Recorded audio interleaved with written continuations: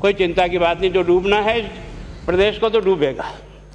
मतलब 10 वर्ष में चाहे मेरा सरकार रही हो चाहे आपकी रही हो, किसी मैं स्वयं शिक्षा मंत्री हूँ, अपराधी होऊंगा, कोई चिंता की बात नहीं। लेकिन आप कम से कम इन 10 सालों से इन जितनी कोचिंग संस्थाएं चल रही है, इनकी जितनी परीक्षाएं हुई है, उनके परीक्षा के रिजल्ट के साथ आप एक टीम लगा करके इनका पोस्टमार्टम करो, तब आपको समझ में आ जाएगा कि बीमारी कहाँ से चली है। ये बीमारी इन व्यवसायियों के थ्रू चली है। मैं और आप पेपर आउट करेंगे, पेपर लाऊंगा, 5 लाख दे दूंगा, 8 लाख दे दूंगा, मैं क्या 2 करोड़ 5 करोड़ 8 करोड़ दे सकता हूँ क्या? ये सारे के सारे जो पैसे देने वाले बड़े बड़े दिग्गज लोग हैं, जो कोई 10 करोड़ में पेपर ले जाता है, कोई 3 करोड़ में ले जाता है, कोई 2 करोड़ में ले जाता है, फिर अपने कोचिंग संस्थान में रिजल्ट लाता है और उसके बाद बड़े बड़े पोस्टर बाहर लगाता है, मेरा 100% सिलेक्शन। ये है बीमारी की जड़। अगर मार करना चाहते हो तो यहाँ करो, तब तो जाकर के इसको कोई रोक सकोगे। बाकी से केवल मन को संतुष्ट करने का काम करो तो ये राजस्थान के उस गरीब बच्चे के साथ न्याय नहीं होगा, जो बड़ी मुश्किल से पढ़ता है, अपने घर में बूढ़े माँ बाप को भूखे मार के पढ़ता है और उसके बाद परीक्षा के लिए जाता है, रोता हुआ घर लौटता है। क्या दुख नहीं होता है? हम लोगों के मन में कोई रहम नहीं है कि आखिर उस बच्चे का क्या होगा जो अपनी बड़ी पीड़ा के साथ पढ़ रहा है। इन सारे पैसे वाले लोगों के पास में आपने सारी सरकारी नौकरियों को भेज दिया। मैं बहुत कड़वा सच बोल रहा हूँ। आज जो पिछले 8 साल में नौकरी में लगे ना, उन सब का भी पोस्टमार्टम कराओ, आपको लगेगा आधा फर्जी मामला निकलेगा। कोई है नहीं, कोई सोचने वाला है इस पर कि आखिर उसके दर्द को कौन जानेगा?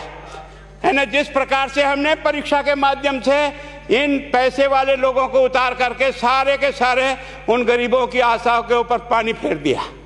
रात और दिन पढ़ता है, भूखा प्यासा पढ़ता है, घर बेच करके पढ़ता है, खेत बेच करके पढ़ता है, लेकिन जब उसका सिलेक्शन नहीं होता तो जहर खा के मरता है।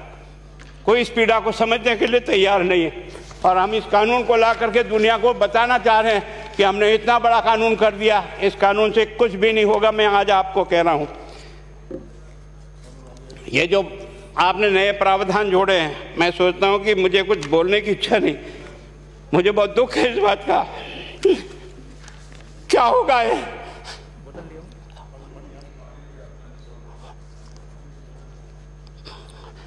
किस तरह की गैंग पालनी है हमने? पानी पिला दो है ना। मैं उस दिन भी पूछा था कि मैंने कहा ये शिक्षा संकुल पे है, जिन लोगों को ड्यूटी पे लगाया, इसको लगाने वाला दोषी कौन है, जिसके कारण से पेपर जो है ना काट करके निकाल दिया।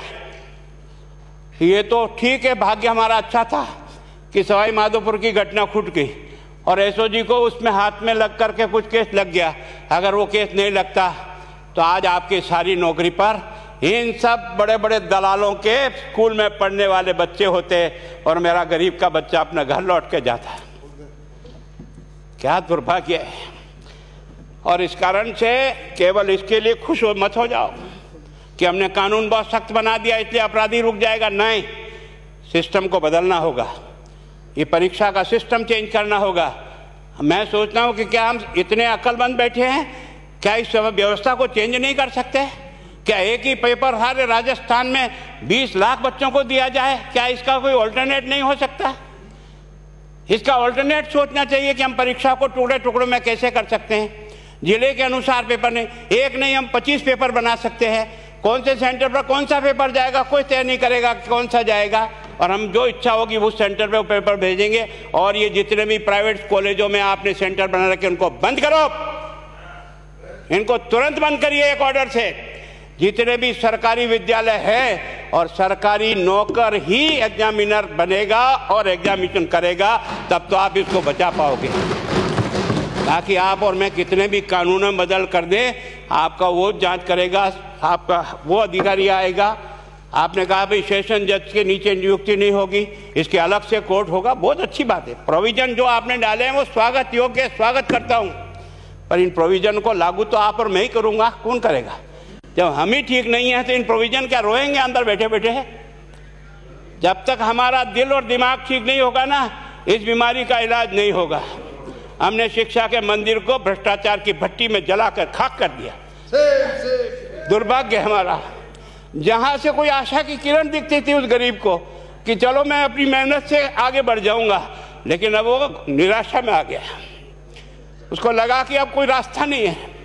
और इस कारण से मैं सोचता हूं कि आप जिस भावना से लाया, मैं आपकी भावना की इज्जत करता हूं, लेकिन केवल आपकी भावना इन बेईमानों को नहीं रोक सकेगी। इसको रोकने के लिए हमको सिस्टम को बदल करके और तुरंत उस पर ध्यान करना चाहिए। कानून 302 का बना हुआ है, क्या मर्डर रुक गए? आप भी जान रहे हो, रोज के रोज पोक्सो कोर्ट में आजीवन कारावास हो रहा, क्या व्यभिचार रुक गया है? अपराधी को दंड मिल सकता है, अपराध बंद नहीं हो सकता है। अपराध बंद करने के लिए जो सिस्टम होते हैं उस सिस्टम में चलो। एकमात्र इस देश में भ्रष्टाचार की भट्टी में देश जल रहा था, केवल और केवल एक तरह से प्रत्येक व्यक्ति का खाता खुलवाकर देश के प्रधानमंत्री में सारा का सारा बेनिफिट उसका सीधा खाते में डाला। बेईमानों को चोट लगी नहीं लगी, उस तरफ अपना दिमाग बचाओ, उस तरफ अपना दिमाग लगाओ। किस बीमारी का इलाज कहाँ है और कैसे हो, इस बारे में चिंता करने की कोशिश करो। मैं कई बार इधर सीकर और इधर गया तो मैं सोचता हूँ कोचिंग संस्थान की बिल्डिंग देंगे ना तो टोपी गिर जाए नीचे से। क्या चीज़ है यार, भगवान ने क्या लक्ष्मी वहीं बरसाई है। और जो बाकी संस्थाएं, उसका कारण यह है कि हमने अपनी दुकान को इतनी कमज़ोर कर दी है कि जहाँ बच्चे अच्छी तरह से शिक्षा लेकर के हम जैसे गरीब पढ़ करके यहाँ आ गए, अब वो रास्ते नहीं हैं। और इस कारण से मेरी बहुत विनम्र प्रार्थना है, इस बीमारी का इलाज चाहिए बच्चे को, कानून से नहीं होगा, कानून के अलावा होगा, और उसमें आप करें। धन्यवाद। Thank you. माननीय मंत्री महोदय।